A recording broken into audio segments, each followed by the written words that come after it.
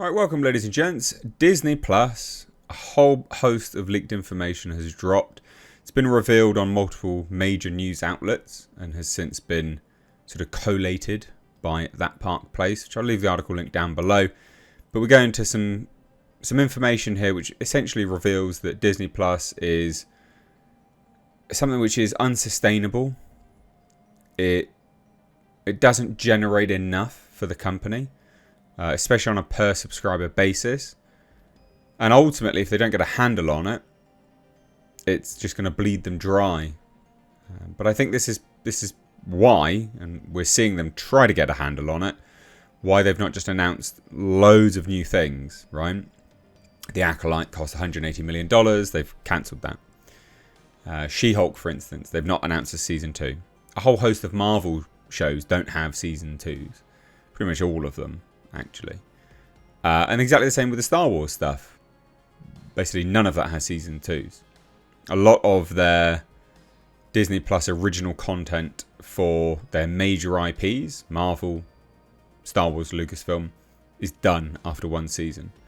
So, and I think that is them trying to get a handle on it, but maybe too little too late, because they've kind of become a bit of a joke. So we'll take a look. Like I said, I'll leave this article link down below. I mean, it is interesting. Just this whole thing is quite interesting. So this is over on That Park Place. And they just had this as a notice, and it is important, right? This article does use data from respected news sources, and it's cited, it's referenced. However, the data does come from an alleged breach of Disney security. That Park Place doesn't condone illicit or unethical obtainment of corporate data and does not report on such findings until and unless other news sources make it readily available in the public. So that's their sort of don't sue us situation. So the Walt Disney Company has spent tremendous resources on building up the Disney Plus streaming platform into its flagship dissemination tool for nearly all of its media. It has sacrificed the Disney Channel for it, though it still remains as a vestigial offering on American cable plans. It has destroyed the secondary market of Blu-rays and DVDs so that Disney Plus gets all the goods. Disaster idea. You know, getting rid of physical media is just stupid. You know, you can create demand by just promising. You know, I come from a time where we had, you know, DVDs and Blu-rays where there were so many additional features, and it was so good. That was like the golden age of physical media when it came to film. And now it's just, oh yeah, we'll just pump it out onto a streaming platform. There's a whole generation that will never know that, all the fantastic bits of information that you would have got. And, you know, you create demand by putting these things together. And also you create a whole lot of revenue. There are movies which didn't necessarily do well in their primary revenue stream, i.e. the movie, but they became profitable via secondary revenue streams, which is, you know, the Blu-rays or the DVDs, and then third revenue streams by being sold to networks to put on TV and air. These movie studios have completely cannibalized their own revenue. Very, very, very dumb. Very dumb. I just thought that was worth pointing out. So to a large extent, it has damaged the box office, with customers often waiting until they can get it for free when it comes to streaming. And yet for all that effort, a new data dump reveals the return on investment for Disney is shockingly bad. So according to Reuters, the leaks of Disney Plus financial information are legitimate, even if the means to acquire them is definitely not so. So Reuters says this, quote, "The leaked files included granular details on revenue generated by products such as Disney Plus and ESPN Plus, park pricing offers, and what appears to be login credentials for some of Disney's cloud infrastructure. While some of the acquired data is provided in a ho-hum way by various news outlets, a further investigation into what is really being provided shows that Bob Iger's Disney Plus strategy may be a real albatross for the company. A huge weight, basically. So according to documents, Disney Plus generated more than $2.4 billion in revenue in the quarter, which ended in March, or 43% of the revenue generated by the company's direct-to-consumer business, which includes Hulu and ESPN. Now, I mean, that's just interesting anyway. Only 43% of the revenue is generated by their direct-to-consumer businesses, which, I mean, they pretty much control anyway. So you'd think it would be a lot higher than that. So anyway, first, it's not certain that ESPN Plus is actually included in the number. Disney has separated ESPN into a different category in recent earnings reports. If Disney Plus is generating 43% of all revenues for Disney streaming platforms, that might actually make the situation far worse. You'll understand why in a moment. More likely, however, is that ESPN Plus actually isn't included in this number and Disney Plus is playing second fiddle financially to Hulu. So, let's have a look.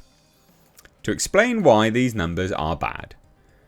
So you've got to take a look at Disney Plus subscribers, right? So the total amount of people that are subscribed to the platform. Because if you've got a figure in mind that it's generating, right, which we do now, allegedly, right, although it's been confirmed, you can then go in, and we have numbers of the amount of people that are subscribed to Disney Plus. You can now actually disseminate what they are making per subscriber. And it's not good. So Statista have the total subscriber count to Disney Plus at 153.8 million accounts. Right? So for the entire quarter, 153.8 million accounts generated $2.4 billion in revenues. So for that quarter, each account generated a total of $15.63 in revenue. So for 3 months, each account made them $15. So it's easy to determine that simply by dividing the total amount of revenue by the number of accounts. However, it's not the full story, obviously. So a quarter is 3 months. Disney Plus accounts pay mostly by the month. So how much did they generate in revenue per month instead of by the quarter? $5.21. Right? I mean, we'll explain why that's a problem, but you can see why that's not great, surely, just straight off the bat. So the lowest subscription plan in the United States to have Disney Plus in your household is $7.99, and it goes up from there. And accounts paying $7.99 have to watch advertisements. Right? So those ads should actually be adding to the revenues. But if the cheapest one is $7.99 and the average is averaging $5.21 a month, not over $7.99 a month, a bit of an issue there, isn't there? So the advert should be adding to the revenues. But the revenues globally per account are on $5.21. So what's going on there? So that's cheaper, that's less than the cheapest account, and it indicates that globally Disney is taking in minuscule numbers in order to drag that revenue total down to such a degree. However, perhaps it is that Disney is generating far less money than even the lower subscription plan costs, because many of those accounts are perhaps tied into promotions, which we did see. There was a lot of promotions that Disney was putting out there, lots of partner with a bank, for instance, or a mobile company, and you'd get it thrown in. But still, that's very low, especially if you're having to watch adverts. Where's the ad revenue? No, genuinely, where is it? It says this: if vast Verizon customers and Charter subscribers are being counted into the Disney total sub count, yet they're not paying for accounts, that's another way the number could be brought down. But we don't know. So the breach data is allegedly revenues. That's not profit.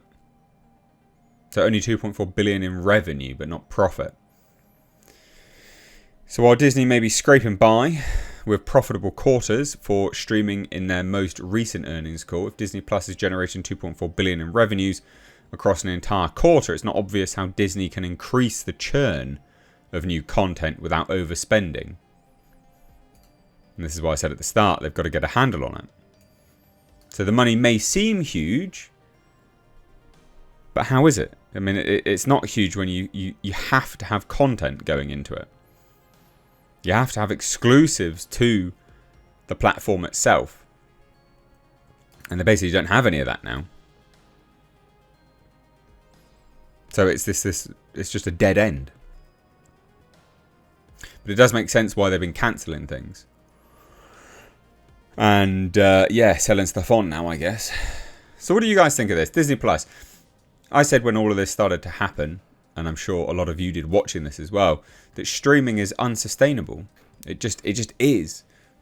You cannot replace the theatre, the theatrical experience, with a streaming platform.